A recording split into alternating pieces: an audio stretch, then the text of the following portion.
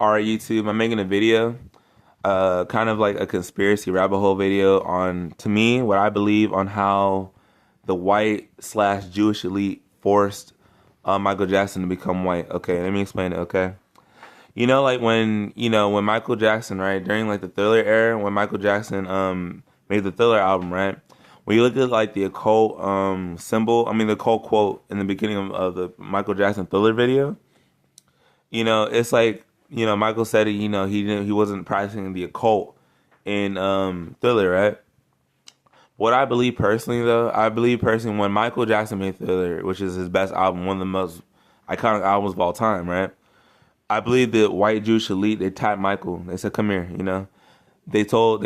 Michael signed a contract, for the in the music industry, and over time, I believe they told him, right, that in order to kind of keep his fame, to keep his riches, his wealth, his music, he had to become white. He cannot be the face of music being a black man, a full-blooded black man at that, not even mixed, right? So Michael, he couldn't tell people that the white Jewish elite every couple other years, over time, they were bleaching his skin. He came in for modifications. They forced him to become white, because they wanted, they couldn't let a full-blooded black man be the face of the music industry, right? Of music in and of itself, right? Because Michael Jackson went through a lot of racism, etc. So, like to destroy his legacy, also they told him that he couldn't have kids. He couldn't have kids with a black woman, let alone a white woman, right? So that's why Michael he didn't use the sperm to have his kids. He adopted those kids. Those kids are not his. His all those like Paris and then Blanket, they're not his kids.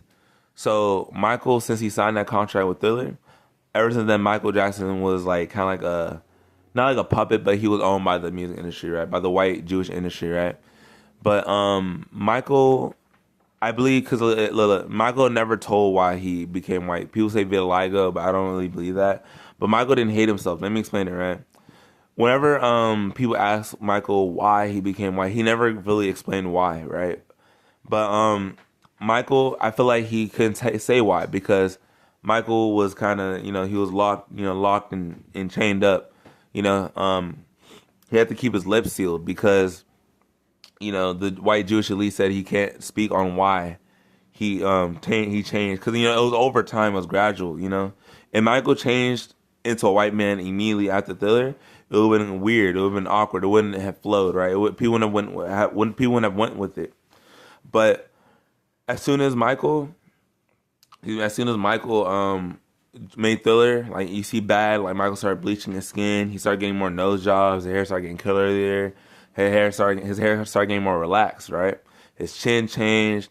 It's like every other couple years, every other album, the elites brought Michael in and he did modification with his face, his body, his hair, etc. And it's all about erasing his blackness. So like, they can't say a black man is the most famous, most talented musician pretty much on earth in history, right? So the white elite did that on purpose because and it's funny, like when you think about it, when Michael became white, he actually became more pro-black or more pan-African, right? Michael went to Africa and West Africa in the '90s, and then Michael went to the Brazil to make They Don't Care About Us. It's like I realized like Michael, as he became more white, he became more conscious and more pro-black because he was forced to do that. He didn't want to do that, but he was forced to. And that's why, like, by the time he wanted out of the music industry, by the time he was calling out Sony and the Jewish elite, they harassed him, they stalked him, they tapped his phone lines, they accused him of pedophilia. Like Michael went through a lot of humiliation rituals, right? Because of that contract, right? So by the time Michael was fighting back, right, that's when the elite started fighting back against Michael, right? And by the time everyone knows what happened with Conrad Murray. So for me personally, I believe that Michael did not have vitiligo. I don't believe it personally, but I believe personally the elites forced Michael to be white. They forced him to do modifications. They took him in, forced him to change his face, etc. Over time, slowly they did it slowly, right? So his blackness will be faded out. People will remember that he's black, and they can like kind of like with like new Michael Jackson biopics or new Michael Jackson movies, they'll make him into a white man. They'll completely annex his Motown era, the Jackson 5 era. They'll completely eradicate that, because they want to. That's why they used to attack Joe Jackson all the time. So I believe the Jewish elite, they got what they wanted, you know, because like when Michael became white, that's when they defeated Michael because like as soon as like Michael became white, it's like the saying that like a black man as beautiful, as powerful, as talented, as handsome as Michael Jackson was, he's no better than a white dude working at McDonald's or a white homeless man simply because he's white and he's black, right? So it destroys like the black male self esteem, or like it shows what the world sees as like the black man's low self esteem, you know, his low self worth, even if he has everything, riches, talent, sexy, sex appeal, etc., is not enough because this his skin tone and his blood. So I believe personally that Michael was forced to be white, and then to kind of like add to the humiliation ritual. But by the time Michael fought back, he became more pro-black, more anti-Semitic, more anti-white. That's when they put him down.